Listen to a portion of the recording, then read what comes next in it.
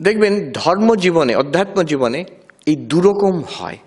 রিলিজনস of the world can be classified into these two categories, তৎ আর ত্বম।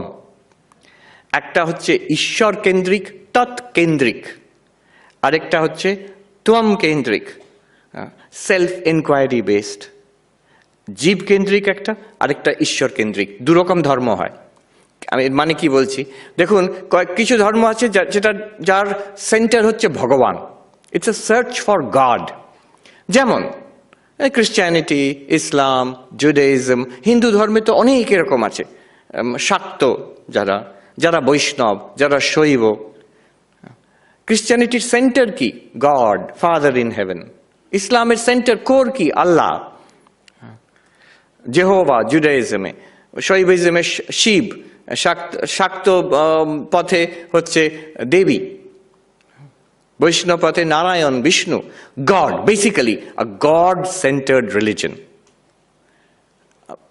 এখন পাশ্চাত্য দেশে এইরকম ধর্মই আছে, এছাড়া কিছু বোঝে না, যেহেতু ইট ওয়াজ হেভিলি ক্রিশ্চিয়ান। তো গড রিলিজন তো গড সেন্টারই হবে, আর কি হবে?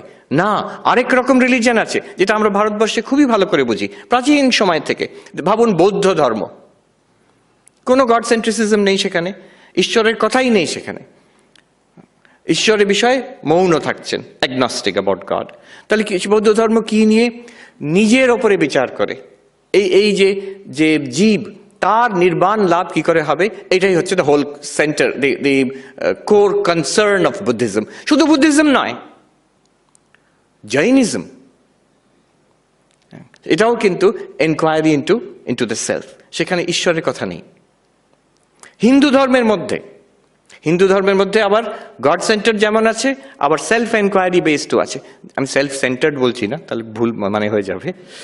সেলফ এনকোয়ারি বেসডও আছে, যেমন সাংখ্য দর্শন, সেখানে ঈশ্বরের কথাই নেই।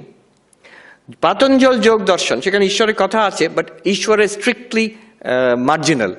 সেখানে হচ্ছে নিজের জীবের যে মুক্তি, সমাধি লাভ করে তার মুক্তি হবে, এই।